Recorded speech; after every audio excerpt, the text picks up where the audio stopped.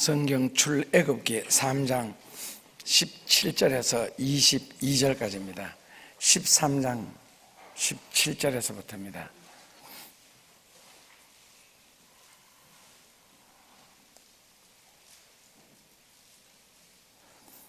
바로가 백성을 보낸 후에 블레셋 사람의 땅의 길은 가까울지라도 하나님이 그들을 그 길로 인도하지 아니하셨으니 이는 하나님이 말씀하시기를 이 백성이 전쟁을 보면 뉘우쳐 애굽으로 돌아갈까 하셨습니다.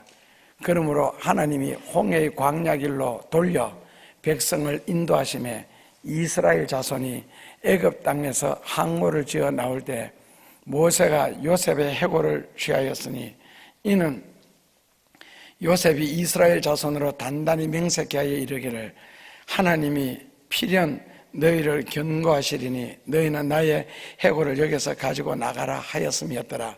그들이 숫곳에서 발행하여 광야 끝 에담의 장막을 치니 여호와께서 그들 앞에 행하사 낮에는 구름 기둥으로 그들의 길을 인도하시고 밤에는 불 기둥으로 그들에게 비추사 주야로 진행하게 하시니 낮에는 구름 기둥, 밤에는 불 기둥이 백성 앞에서 떠나지 아니하니라. 아멘. 사람들이 하나님을 믿는다 안 믿는다 하는데 하나님을 안 믿으니까 안 믿는 자리에 있고 안 믿는 세상에 있지만은 교회라는 것은 안 믿는 사람들이 안 믿는 것을 안 믿지 않기 때문에 교회에 왔습니다. 말이 너무 돕니까? 조금씩 비틀어지니까. 그래서 그 안 믿는 사람들이 안 믿는 것을 안 믿기 때문에 여러분들이 이제 교회로 오신 것이 되거든요. 그게 결국 불신자의 종류가 두 가지가 있는데 처음부터 하나님을 믿지 않고 세상에 사는 불신자가 있고 둘째로는 교회를 열심히 다니면서 하나님의 능력을 믿지 않는 불신자가 있습니다. 세상에 있는 불신자는 하나님 존재를 믿지 않습니다. 교회 다니는 불신자들은 하나님의 존재는 믿으면서 갈등을 하고 갈등을 하면서 믿으면서도 하나님의 섭리나 하나님의 능력을 믿지 않는 이제 불신자들이 되는 겁니다. 이런 사람들이 모여오는 것이 이제 교회입니다. 그게 뭐냐면은 하나님을 믿기 때문에 교회를 왔는데 하나님의 능력, 다시 말하면은 성경에서 증언하는 하나님의 모습 있잖아요.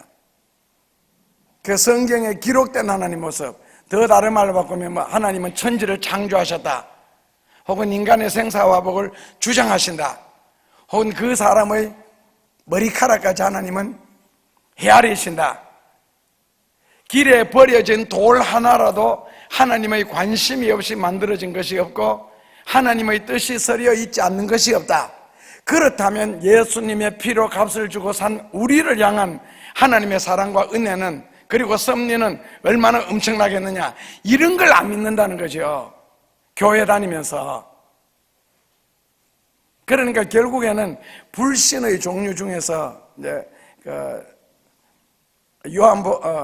시편 14편 1절에 있는 것처럼 어리석은 자는 그 마음에 이르기를 하나님이 없다 하는 이 하나님이 없다는 무리 불신자가 있는 반면에 마태복음 13장 53절에서 57절에 예수님이 갈릴리에 가셨을 때, 고향에 가셨을 때 예수님이 전하는 말씀을 고향 사람들은 믿지 않았습니다. 그러면서 뭐라고 믿었어요? 저가 아버지는 요셉이고 엄마는 마리아고 그리고 형제들은 시몬 유다 마리아가 아니냐, 우리와 같이 살았는데 저가 느닷없이 나타났다는 거거든요. 그러니까 저희들이 믿지 아니하며 예수님이 거기에서 많은 기적을 행치 아니하시더라. 믿었던 곳에서는 예수님이 많은 기적을 행하셨는데 믿지 않았기 때문에 기적을 행치 아니하셨다. 그런데 그 사람들이 믿은 예수님은 요셉의 아들 마리아의 아들로서, 그리고 유다 시몬의 형님으로서, 그러니까 예수님이 요구한 믿음의 초점과 그 사람들이 예수님을 믿었던 믿음의 핀트가 맞지 않았다는 거예요. 그렇다면 오늘날 교회에 오는 사람들이 정말 예수를 믿을까? 다시 말하면은 예수님이 2000년 전에 십자가에 달려 돌아가셨는데 내 죄를 위하여 달려 돌아가셨다, 이런 거 말고요. 그 정도는 믿기 때문에 적어도 이 교회 정도는 오실 수 있었을 텐데, 그런 것 말고 앞에서 제가 나열했던 성경적인 하나님, 그리고 수많은 사람들이 체험했다는 그 하나님을 과연 믿을까 하는 겁니다. 만약에 성경에 기록된 대로 그 하나님을 믿는다면 이거는 진짜 대단한 일이거든요. 그래서 성경이 우리에게 가르쳐 주는 것은 우연은 없다, 세상에 우연은 절대로 없다. 마치 외국에, 러시아에 선교를 갔을 때에 그냥 선교지를 향하여 어떤 목적지로 가는데, 설국이라는 거 여러분들 책을 통해서도 그리고 영화를 통해서도 닥터집하고 그 보시면 그 설경을 구경할 수 있잖아요. 낱말 그대로 설국이에요. 하얀 눈 외에는 아무것도 보이지 않는. 근데 제가 카자흐스탄에 그 한국인들이 사는 고려 마을에 그때 선교를 가면서 짐을 좀 많이 가지고 갔습니다. 그때 13명 청년들과 어른들 앞에서 동행을 했는데, 이제 목사는 제가 갔었고요. 나중에 가는데 결국 공항에서 거기까지 가는데 차로 한 6시간 달려가는 거리예요. 근데 가는 도중에 그 가파른 산, 우리나라 산 같은 그런 산들을 그걸 몇 개를 넘어가는데, 눈이 오는데 한참 가다가 이제 그 첫 산을 맞이했거든요. 첫 언덕을 했는데 차들이 전부 길가에 미끄러져서 서가 있는 거예요. 저희들은 32인승 버스를 빌려 갔었는데, 거기에서 빌렸었는데 버스가 왔어요. 32인승. 그래서 짐들은 뒤에 싣고 사람들 앞에 타고, 우리도 그 차들이 미끄러져서 길가에 쫙 서가 있는 그 사이로 올라갔는데, 역시 한 절반 남짓 올라갔을 때 그때부터 헛바퀴가 돌기 시작하네요. 차가 못 올라가요. 그리고 비틀거리면서 결국 길 한쪽으로 밀렸습니다. 그럴 때 목사가 되게 불리한 것 있잖아요. 장로, 구원사, 청년들, 일반 집사님들은 동행하면서 목사님이 기도하라는 거예요. 너가 거기서 무슨 기도를 해요? 지금 양쪽 길에 그 높은 산, 가장이 우리나라보다 한 17배 정도 큰 나라고, 러시아 자체가 우리나라보다 한 100배 이상 큰 나라잖아요. 그런데 그 넓은 나라에서 나보고 어떻게 하라고? 그건 내가 왜? 아니, 답답하면 장로님이 기도하시고 권사님이 기도하세요. 그러니까 목사님이잖아요. 그 목사가 뭔데? 왜 내가 기도해야 돼? 저는 기도하는 거 되게 싫어하거든요. 아니, 이것도 오해할라. 싫어하는 기도가, 제가 국민학교 때부터 하루에 평균 4시간에서 많게는 16시간씩 매일 그렇게 기도합니다. 그러니까 누구 위해서 기도하는 거 싫어한다는 거예요.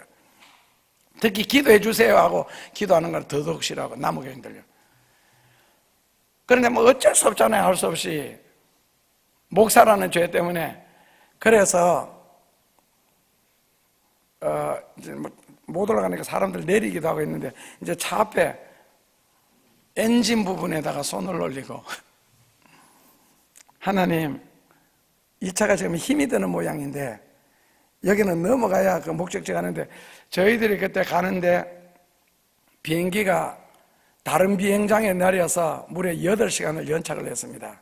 알고 보니까 너무 추워가지고 카자흐스탄이랑 카작이라 그러거든요. 거기 못 내린다는 거예요. 그러니까 비행기 안에서 한국 사람들 아시잖아요. 성질 급해가 막 따지고 불평하고 해도 뭐 승무원들이 모른대요. 와보니까 만약에 우리가 와서야 할 시간에 그 새벽 1시 도착인데 다 얼어 죽습니다. 어느 정도 추우냐면은 우리가 눈길을 걸으면 제일 먼저 발바닥이 시려운데, 그 나라는 밖에 딱 내려보니까 발등이 시렵기 시작해요. 그렇게 좋아요. 그리고 이 모자 뒤집어 쓰는 거 그 이유 있어요. 머리가 얼어 터진대요. 너희들은 모자를 쓰니까 머리가 안 돌아간다고 머리를 따뜻하게 하니까 하는데, 너가 와서 모자 한번 벗어봐라. 그래서 러시아 술이 독한 이유도 있고요.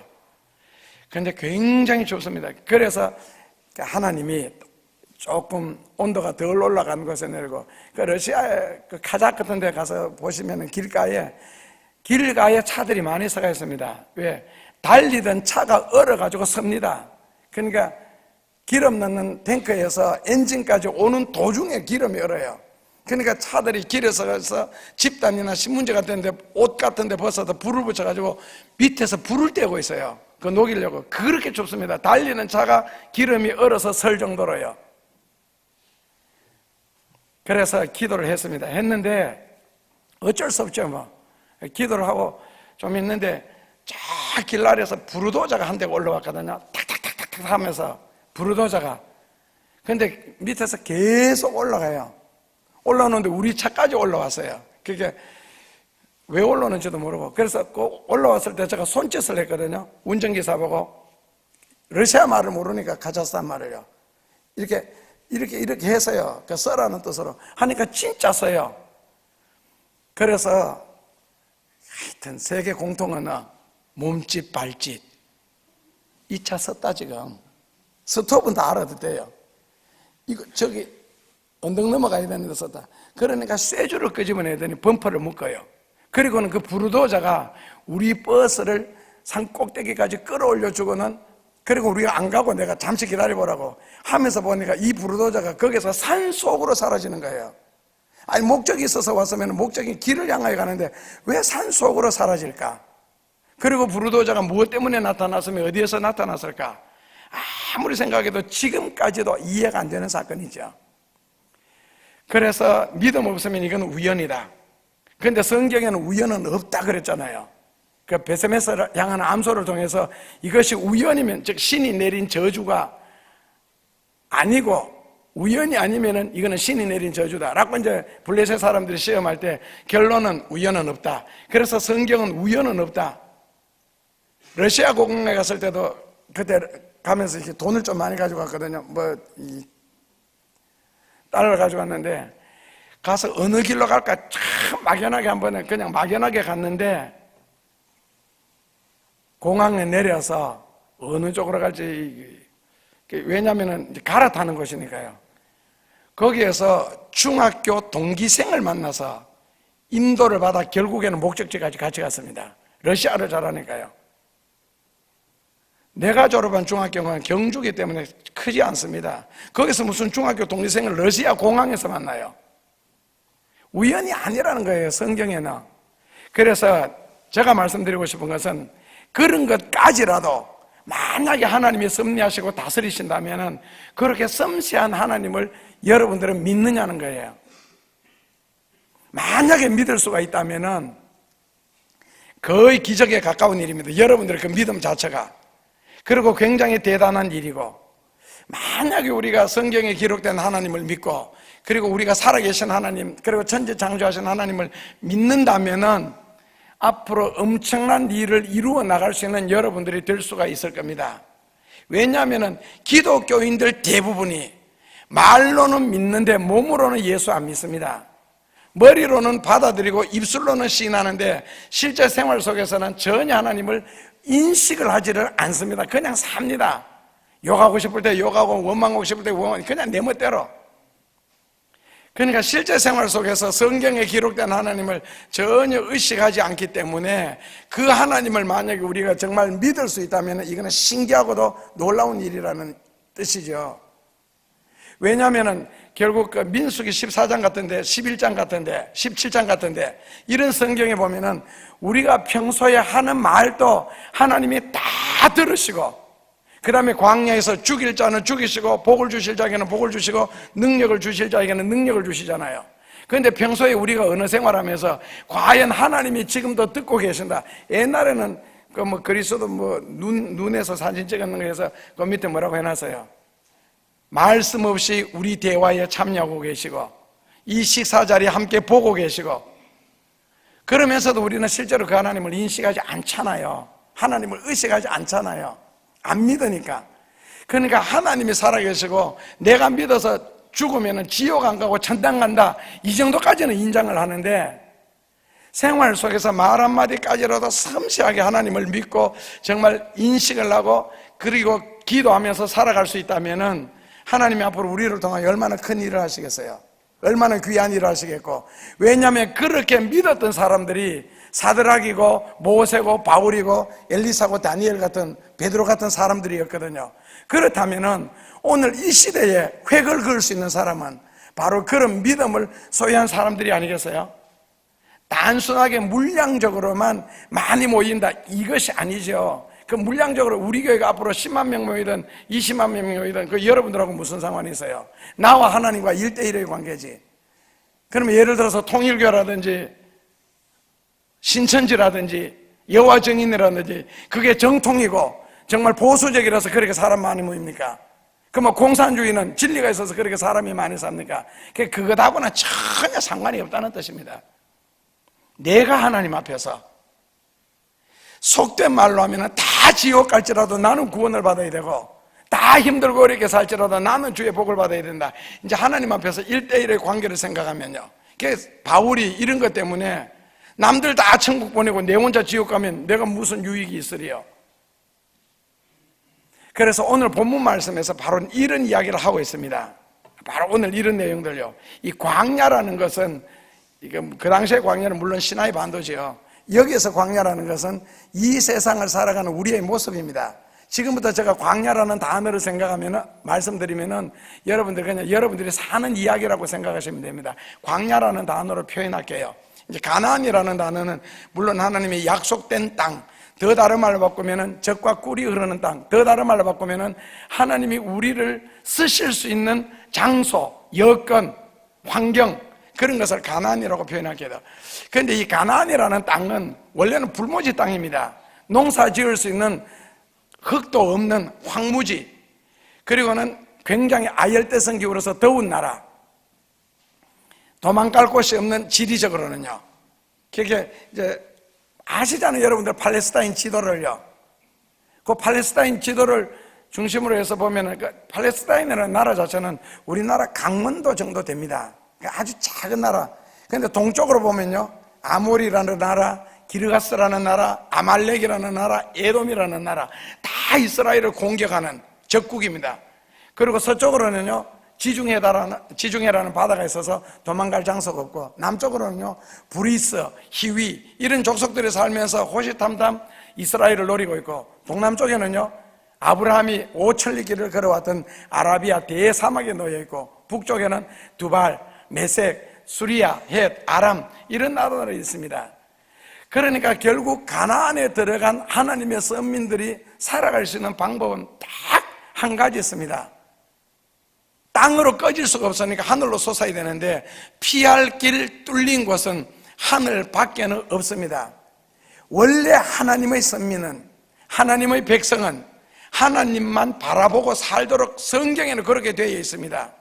하필이면 팔레스타인이라는 땅을 주셔가지고 동서사방에 다 적국으로 원수로 둘러싸인 그런 나라를 하나님이 선물로 주셨겠어요. 지리적으로 말하면 세계의 한복판이 팔레스타인입니다. 왜냐하면 아시아, 유럽, 아프리카 다 팔레스타인을 거쳐야 됩니다. 그렇기 때문에 세계를 정복하려고 했던 칭기스칸부터 시작해서 나폴레옹에 이르기까지 하여튼 그 팔레스타인 땅은 다 넘보는 땅이고, 그리고 앞으로 요한계시록 16장에 보면은 마지막 전쟁에 나오는데 거기에 일어나는 곳도 바로 팔레스타인 땅입니다.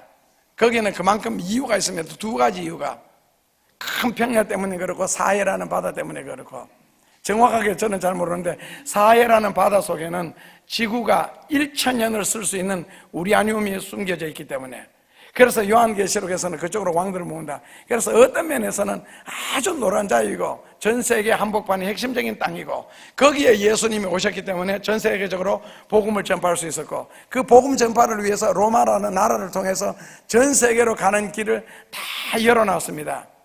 그래서 로마를 통하여 전 세계가 열리도록, 그래서 그 문화를 얻고 또 전 세계 복음을 전파하도록 그렇게 되어 있습니다. 그런데 어쨌든 거기에 사는 이스라엘 백성들이 할 수 있는 일은 도망갈 곳, 의지할 곳이 전혀 없는 하늘만 바라보고 살아야 된다. 그렇다면 하늘만 바라보고 살면은 밥이 내리나 돈이 내리나 떡이 내리나 또 하시겠지요.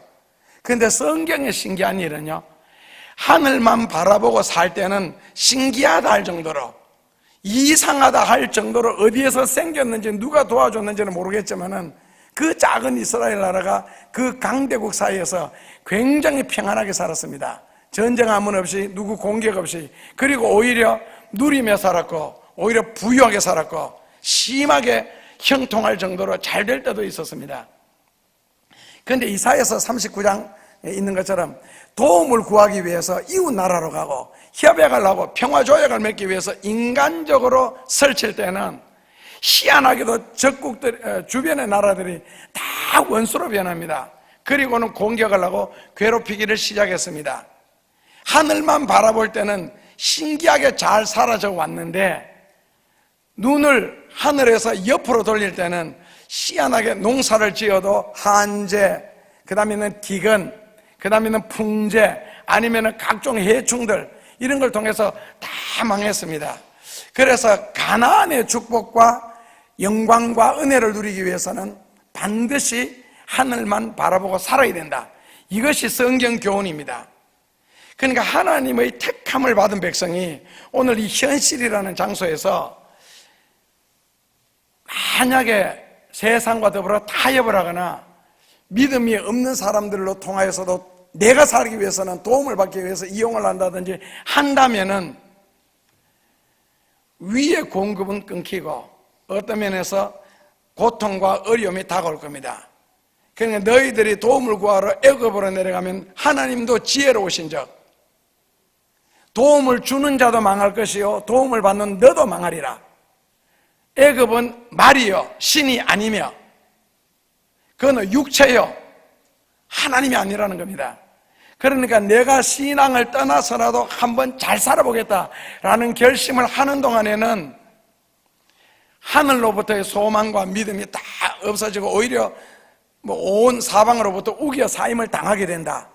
그러나 사도 바울처럼 우겨 사임을 당하여도 무릎을 꿇고 하늘을 향할 때는 그 모든 것들이 다시 하나님의 도움의 도구로 바뀌더라. 그래서 급하면은 하나님은 마귀를 통해서도 돕는다 하는 이런 말들이 나오게 되는 겁니다. 광야의 생활이 쉽지 않기 때문에 현실이라는 것이, 그래서 하나님도 기적과 같은 은혜를 통해서 우리들을 돕는 거거든요. 그러니까 하나님이 도우시는 역사가 있고 기적과 같은 축복이 있는데 다릅니다. 돕는다는 말은 예를 들어서 내가 운전을 하는데 졸다가 아찔 사고 날 뻔했다든지 아니면 특히 비 오는 날 저녁에 길이 잘 안 보일 때 느낌이 이상해서 브레이크를 콱 밟았는데 바로 앞에 길 한복판에 사람이 서 있다든지 아니면 신나게 달렸는데 바로 앞에 절벽에 놓여 있어서 그 브레이크 밟으면서 피할 수 있었다든지 이런 식은 돕는 거거든요. 돕는 거. 그러나 기적이라는 것은 다니엘이 사자굴 속에 떨어질 때부터 하나님의 역사입니다. 인간의 끝이라 그러죠. 그러니까 다니엘이 한 달 동안 하나님 앞에 간절하게 기도했기 때문에 사자굴 앞에 섰을 때에 왕의 마음을 감동해서 됐다 이게 아니었습니다. 풀무불 속에 입구에 섰을 때 사드락 메삭 아벳느고가 그 끌고 갔던 군인이 그 불에 휘말려 들어가서 다 죽잖아요. 그럼에도 불구하고 이들은 서서 결국 끝까지 불 속에 들어가는 거, 그 불 속에 들어가는 거기에서부터가 하나님의 시작이거든요. 그게 이제 하나님의 기적과 같은 축복입니다. 평소에 우리가 하나님의 도움을 받으면서도 살아야 되겠지만 그러나 기적과 같은 능력이 필요합니다. 그래서 광야라는 것이 어렵기 때문에 하나님도 기적과 같은 능력으로 역사를 광야 40년 동안 계속 그렇게 역사를 하신 거거든요. 그러니까 그 당시에는 이 팔레스타인이라는 그 광야의 땅이 사람 살 곳은 아닙니다. 왜냐하면 첫째로는 이스라엘 백성들이 광야에서 어디로 가야 할지 길을 모릅니다. 둘째로는 내일 무슨 일이 생길지, 도대체 바로 앞에서 어떤 일이 생길지, 특히 그 사망의 음침한 골짜기 길을 지나가게 되면은 바로 5m 옆에서 강도가 지금 사람을 죽이는데도 모르고 들어가야 되는 길이 그게 사망의 음침한 골짜기거든요. 이스라엘에 가시면은요, 그 예루살렘에서 여리고성 사이에 있는 길입니다. 80리 길요. 그런 곳에 바로 옆에 바로 앞에 무슨 일이 일어날지 모르기 때문에 광야 길이 어렵고, 그러니까 변수가 굉장히 많은 것이고, 셋째로는 내 계획, 내 뜻이 전혀 먹혀 들어가지 않는 것이 광야입니다.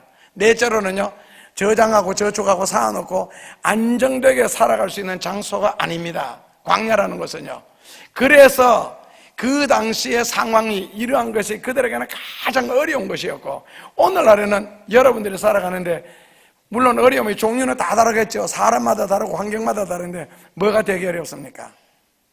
그러니까 여러분들이 지금 현실에서 되게 어려운 건 네 가지 꼽으라면 네 가지도 없습니다. 4가지까지 있는 집이 없습니다. 대체로 한 가지에서 2가지, 많으면은 여러분들에게는 3가지만 풀려도 다 풀릴 수가 있을 겁니다. 해마다 정월 좋아하는 날 해돋이 구경 간다고 어디 가더라, 저 동쪽 바닷가에 거기 가던데, 거기 비는 사람들 TV에서 크로즈업 시켜서 인터뷰하죠. 무슨 소금 부렸느냐고. 딱 2가지입니다. 전부 2가지부터 대체로. 아시죠? 우리 가족 건강하게 살았으면 좋겠고, 그리고 하는 일 좀 잘 되었으면 좋겠다. 대체로 그겁니다. 2가지 이상 넘는 거 못 봤거든요, 인터뷰에서는. 그렇다면 여러분들 가정에는 오늘 이스라엘 백성들이 팔레스타인에서 당하는 4가지를 제외하고 여러분들은 지금 몇 가지 어렵습니까? 제가 대드릴까요? 전부 다 여기 이 정도 앉으셨으니까 건강은 하셨고, 그냥 뭐 속된 말로 돈 문제 아닙니까 지금? 그거 한 가지만 확 풀려도 여러분들 더 풀릴 문제들이 크게 있습니까? 지금 당장 11월 달도 아닌데 11월 달은 또 고산 시험 치니까요. 그때는 이제 소원이 한 가지 더 늘어나겠죠. 그러니까 아닙니다. 그래서 그러한 곳에, 그 팔레스틴과 같은 그런 환경에서 하나님은 동행을 해주시겠다. 그리고 동행하시는 증거로서 불과 구름 기둥을 현실적으로 내세웠습니다. 그러니까 24시간 내가 너희들을 떠나지 않고 있다 지금.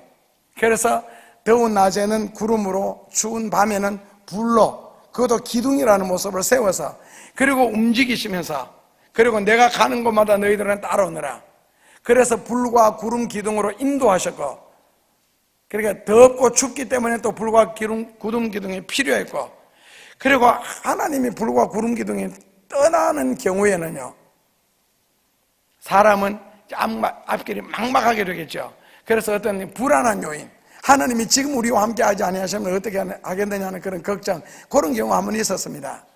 출애굽할 때 홍해 앞에서요, 그들의 앞에서 인도하던 구름 기둥이 갑자기 사라졌습니다. 그러자 이스라엘 백성들이 우왕좌왕하기 시작했거든요. 그때 하늘에서 음성이 들려오기를 모세에게 지팡이를 들고 홍해에 서 있으라. 그러면 앞에서 가르겠다. 그리고는 그 구름 기둥이 어디로 갔어요? 아시는 것처럼 다 뒤에 가서 그 다음에 애국 군대가 추격해 오는 것을 짙은 구름이 끼임으로써 앞을 못 보도록 만들어서 더 진행하지 못하도록 이스라엘 백성들을 뒤에서 막고 계셨습니다. 저는 군대 생활하면서 화학산 꼭대기에서 1년 동안 파견 생활했거든요. 그런데 구름이 짙게 끼잖아요. 1m 앞 절대 안 보입니다.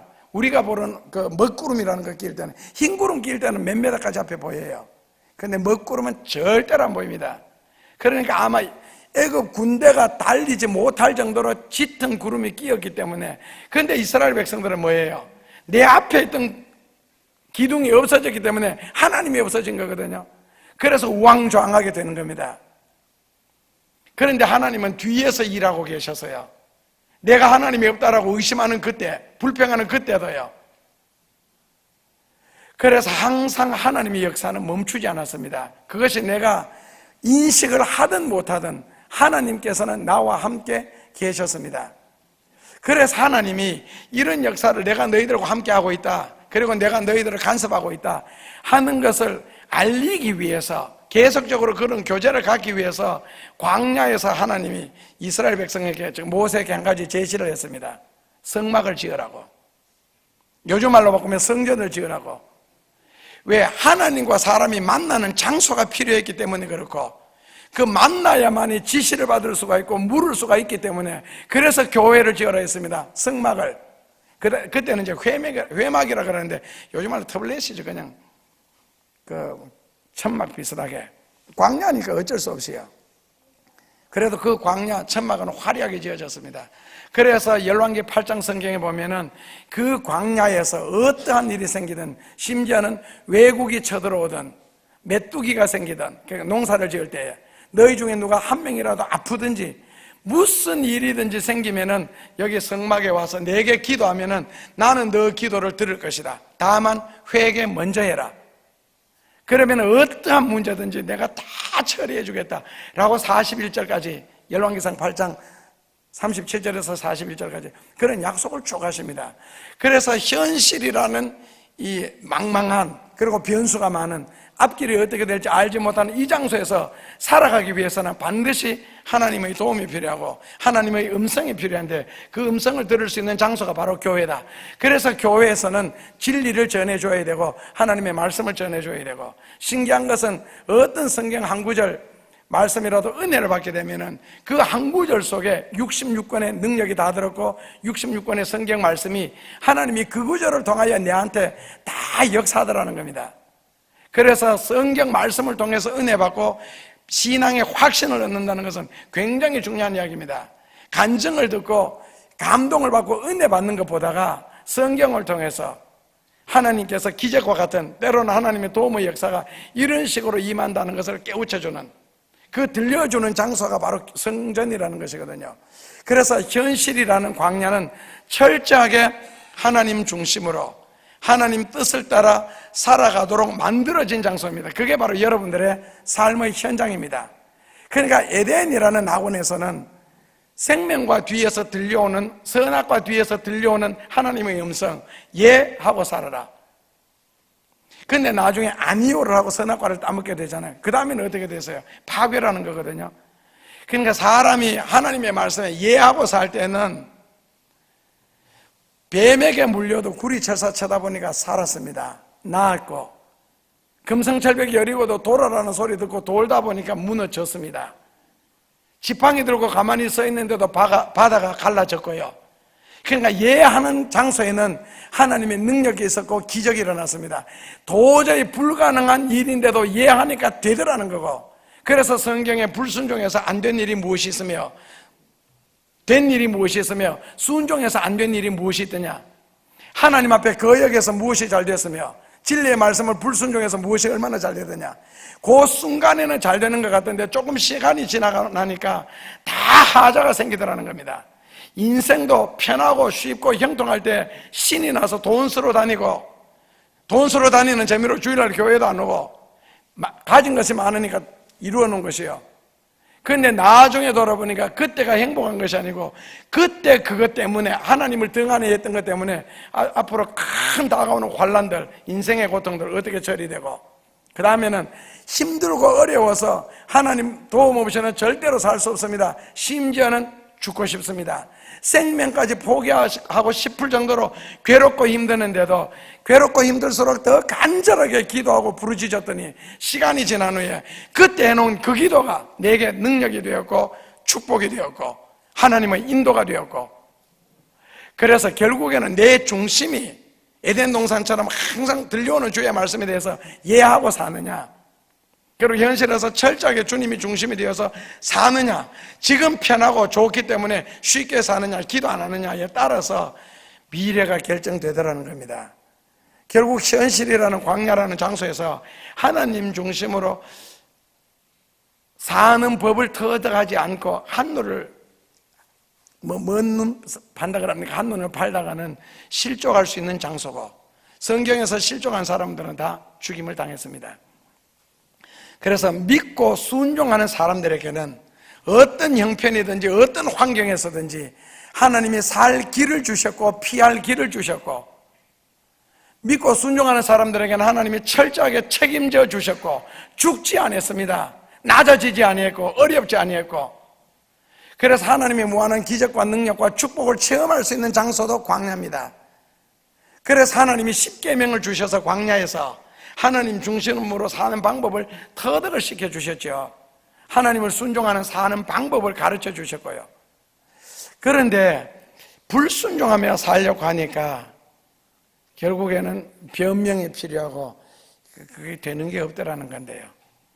그래서 하나님은 광야에서 약속한 곳에 도착할 때까지, 가나안까지, 하나님이 축복을 역사하는 것까지 100% 책임져 주시고 갈 길과 피할 길을 항상 허락해 주셨다. 그리고 하나님께서 인생의 여정 코스를 결정하셨다는 겁니다. 산다는 것, 누구하고 결혼한다는 것, 때로는 누구하고 헤어진다는 것, 여기 노사연의 노래처럼 우리 만남은 우연이 아닙니다. 낱말 그대로 인생길을 살아가는 것도 그렇고 사업을 하거나 직장생활을 했을 때 흥망성쇠도 그렇고 다 하나님이 100% 결정하신다. 성경에는 그렇게 가르칩니다. 10편 37편 23절 이하에도 그렇고 에레미야 10장 23절 이하에도 그렇고, 인생결은 자기에게 있지 않다. 결정하는 이에게 있다는 겁니다. 그래서 인생을 흥망성쇠도 내가 결정하는 것이 아니라는 겁니다. 그렇다면 우리는 뭐냐? 그냥 사는 겁니다. 그냥 사는 거예요. 하루하루 그냥 진실하게 살면 되고 열심히 살면 됩니다. 결정은 하나님이 하십니다. 저는 신학하기 전에 충남 보령 청소면에서 개척교회를 했습니다. 사택 짓고 감리교회 등록을 했습니다. 그리고 두 번째 교회는 울산 신광교에서 했는데 합동측에 등록을 했습니다. 신학 다닐 때입니다. 세 번째는 우리 통합측에 등록을 했습니다. 대구입니다.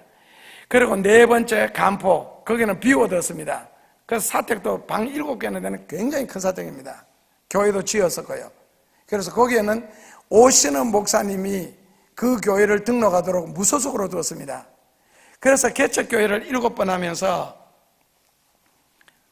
여러분들 친인척 중에서도 목회자들 있죠. 개척교회 한번 해보세요. 그래, 한 번 하는 거 옆에서 한번 구경해보세요. 한 번 하는 게 얼마나 어려운지를요. 목사가 되려고 하면 세 가지는 꼭 해야 된다. 첫째로는 개척교회 한번 해보고, 둘째로는 책을 한 권 저술해보고, 셋째로는 부흥회를 한번 인도해봐야 된다. 그래야 목사 되는 의미를 안다는 정도거든요.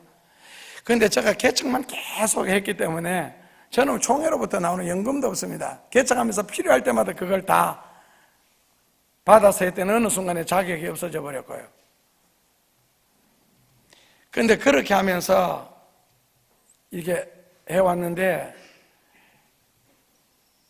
그렇다고 해서 제가 개척을 하면서 우리 집이 부자라서 돈이 샘처럼 솟아나는 그런 가정도 아니고, 그렇다고 기댈 수 있는 능력 있는 사람도 한 번도 없고, 누가 그렇게 말하더라고, 어떤 목사님이나 어떤 위인들의 영향을 받았느냐고. 나 영향받은 사람 한 사람도 없습니다. 어떤 책 읽고 감동받았느냐고. 성경 외에는 저는 감동받은 책도 없습니다. 재밌게 읽었는 책들은 많아도요.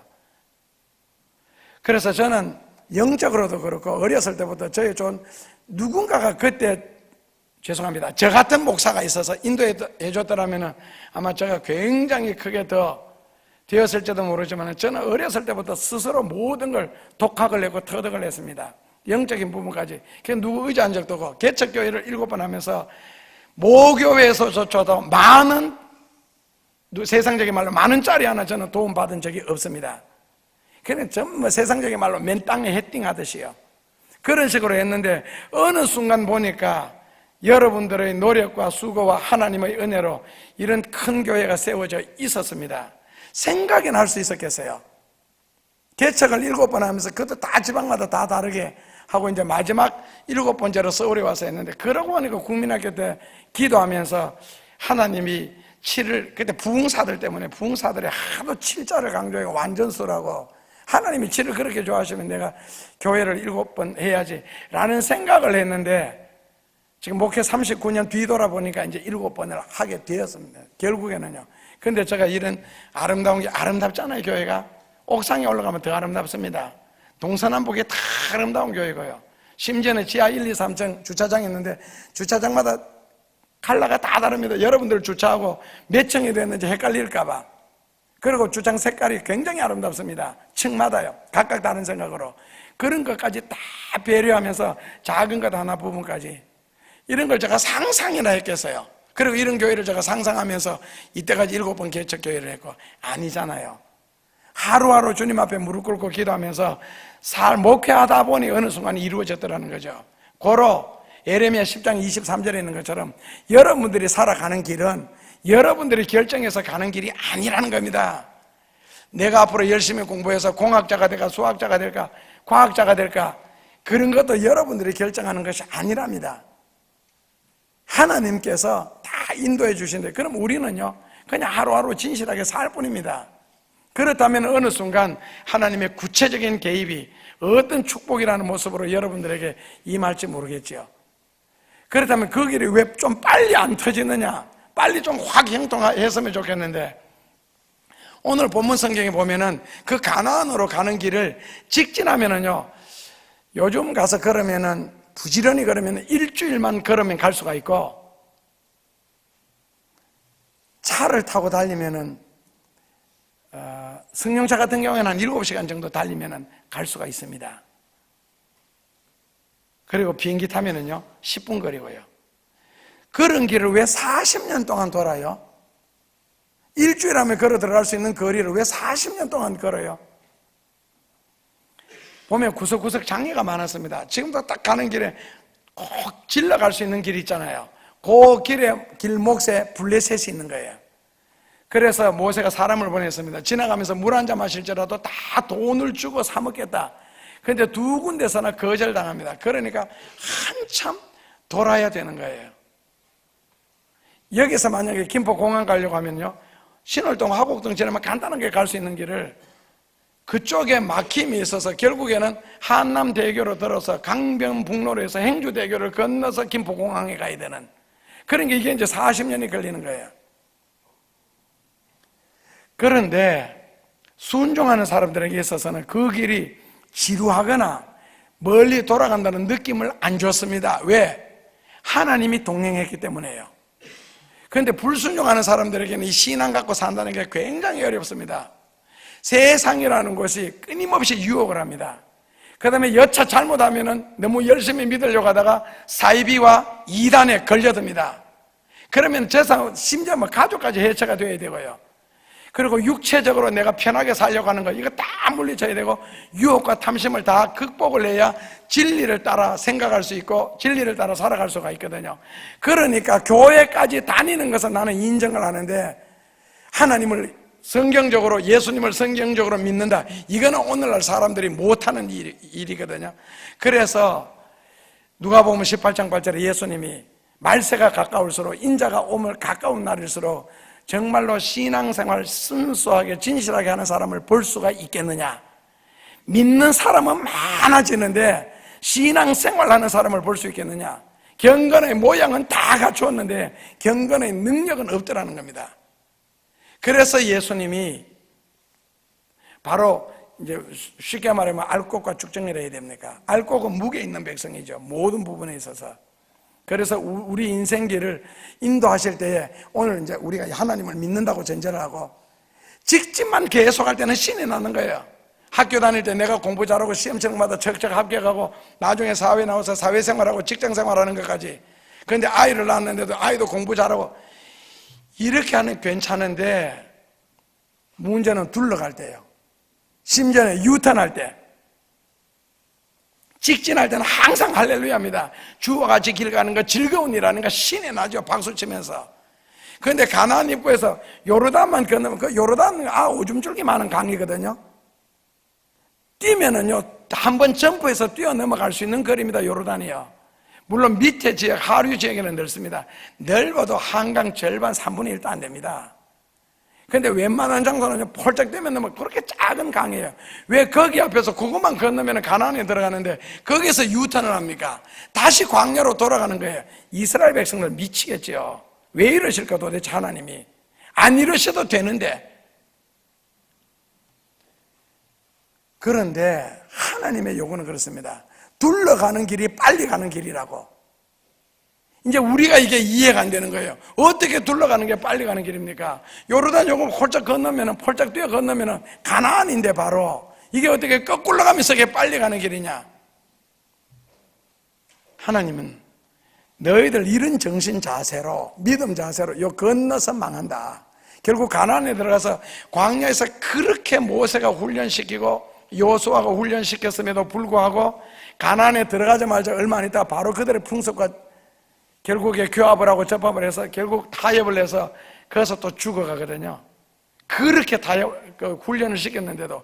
그런데 그 훈련 덜 된 상태에서 요르단만 건너면 가나안에 가서 누린다. 아니라는 거예요. 가서 망하니까 차라리 좀 더 고생하고 하나님의 축복을 오래오래 누리는 것이 더 좋지 않느냐. 인간적인 생각에는요, 여름에 연 늘어지듯이 한없이 늘어지는 인생 진짜 지루하다. 피곤해서 이제는 더 못 기다리겠다. 더 어렵다. 힘들다. 그런데 문제는요, 신자들이 돌아가는 것만 해도 속 상해 죽겠는데 돌아가는 장소 구석구석 코너마다 각종 시험이라는 게 도사리고 있더라는 거죠.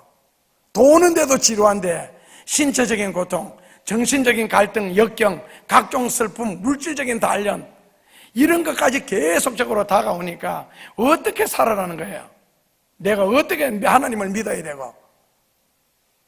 그러나 때로는 살이 속속 빠지고 삶의 기력을 다 잃을 때도 있습니다. 차라리 내가 믿음이 없으면은 세상과 타협해서 세상에서라도 신나게 하면 살아봐야지. 그저 만약에 믿음이 있어도 일주일에 교회 한 번 정도 적당하게 믿고 나오고, 그리고 세상하고 타협하면서 먹을 거 못 먹을 거, 마실 거 안 마실 거, 피울 거 안 피울 거, 갈 때 안 갈 때 구별 못하고 그냥 그렇게 살고 싶은데, 오히려 그렇게 사는 사람들이 더 잘 되더라는 겁니다. 인생을 더 쉽게 살고. 나는 뭐냐는 거예요. 기도하려고 밤마다 교회 나와서 철회하고 믿음으로 살려고 그렇게 애쓰고, 그런데도 이게 뭐냐는 거죠. 딱 성도들이 낙심하기에 좋을 만한, 그러면서도 또 믿음이 있으니까 또 그런 생각합니다. 이거 다 내 죄의 탓이겠지. 뭐가 내 죄 탓이에요? 하나님 탓이지. 내가 뭐를 잘못했는데 그렇게 인생을 굴려야 되고 골려야 돼요. 가는 곳마다 내 죄 탓이겠지. 내가 뭔가 하나님 앞에 잘못했으니까 이런 일이 생기겠지.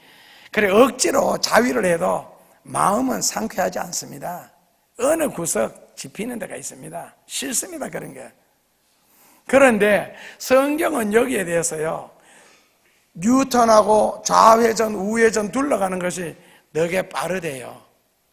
왜냐하면 후유증이 없기 때문에 그렇고 하나님이 동행하시기 때문에 그렇다. 그러시면서 하나님의 병명은 이사야서 49장 16절에 여인이 어찌하여 그 젖먹는 자식을 잊겠으며 자기 태에서 난 아들을 사랑하지 않는 엄마가 있겠느냐.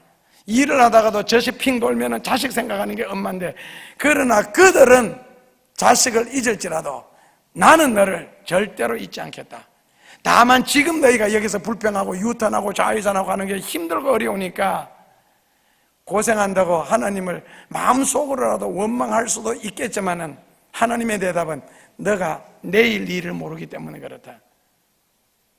요셉이 종노릇하고 감옥에 들어가고 누명 뒤집어 쓰고 억울하죠.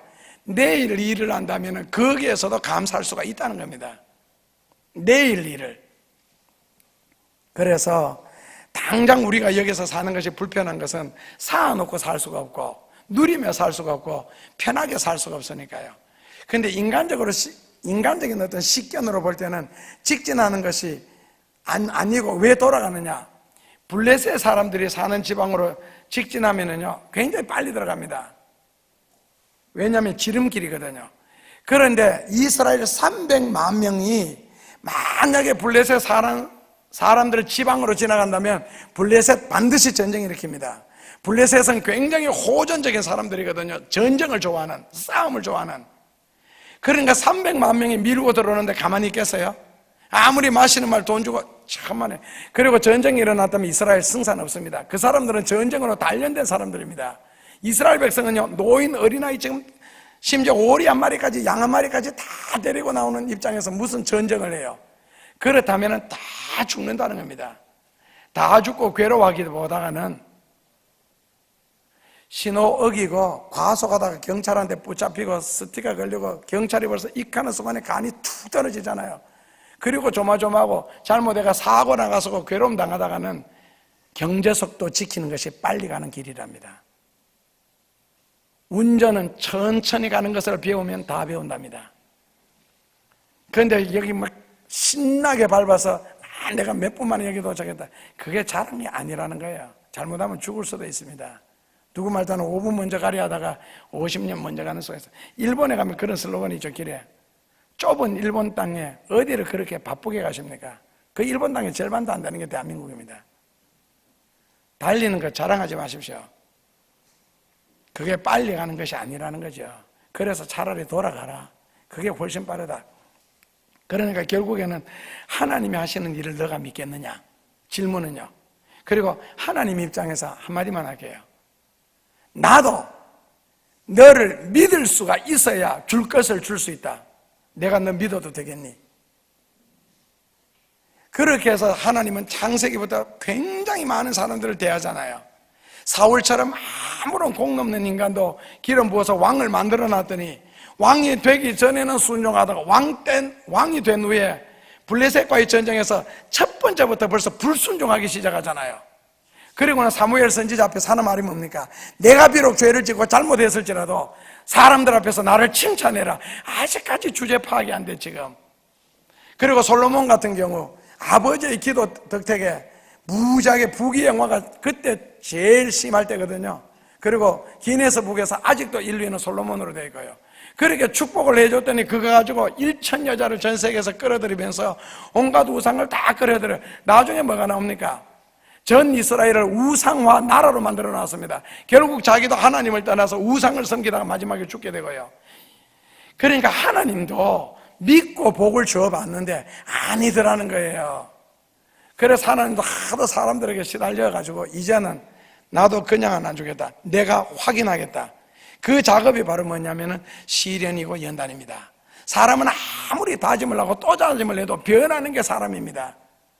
그래서 하나님도 그렇게 하겠다. 그러니까 조상묘에 9월 달에 벌초하러 가는 게 급하냐? 주일날 교회 예배 드리니 오는 것이 중요하냐? 여름에 주일을 끼워가지고 피사 가는 게 중요하냐? 교회에 와서 예배 드리고 피사러 가는 것이 중요하냐? 어느 것이 더 중요하냐? 이걸 하나도 제대로 안 되는데 무슨 축복을 달라는 거냐?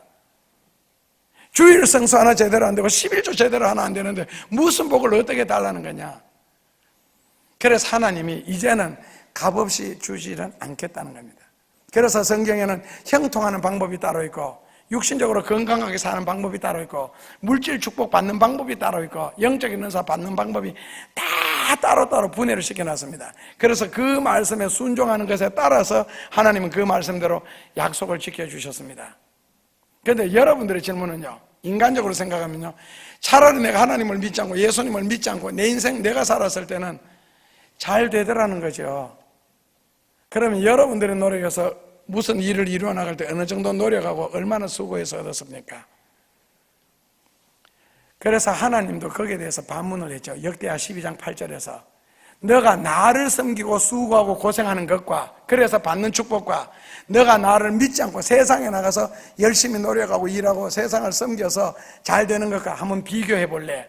한번 비교해 볼래?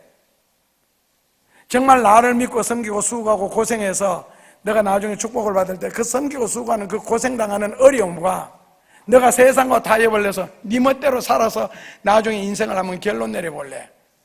거기에 대해서 나온 책이 바로 배너입니다. 영화로도 나왔지만 배너라는 책을 읽어보면요 내용 간단합니다. 철학 전공한 사람, 윤리 전공한 사람, 종교를 전공하는 세 사람이 나옵니다. 근데 이 사람이 철학의 최고봉, 종교의 최고봉, 윤리의 최고봉까지 다 이르렀을 때 발견한 것은 뭐냐? 결국 인생은 허무하다. 아무런 의미가 없다. 그래서 그들이 인간의 진선미를 추구하면서 땅끝까지 이제 그걸 찾으러 가는 거거든요. 그래서 구세주가 꼭 필요하다는 걸 느끼게 됩니다. 그리고 구세주로 찾으러 나가는 거예요. 그래서 인생은 광야를 통과하는 긴 여정입니다. 예수님이 꼭 여러분들에게 필요할 겁니다. 하나님의 도움이 꼭 여러분들에게 필요하고 세상에는 우리의 영혼을 맡길 데가 없고 의지할 만한 나를 맡길 수 있는 정도의 사람이나 장소는 없습니다. 그래서 날마다 진리 안에서 진리를 통하여 하나님께 묶임 받고 그분의 도움을 받아 꼭 승리하는 인생 되시기를 주님 이름으로 축원합니다. 예수님 감사합니다. 말씀 한마디 한마디 생활 속에서 생각나게 하소서. 그리고 하나님의 좋으신 인도를 받게 하여 주시고 하나님의 축복을 체험하는 복되고도 귀한 인생들이 되게 역사하여 주시고 스스로가 인생을 산다는 것을 생각하지 못할 정도로 주님께서 저희들을 간섭하여 주시옵소서. 날마다 하나님의 소원의 향구로 우리를 인도해 주실 예수님 이름으로 기도하옵나이다.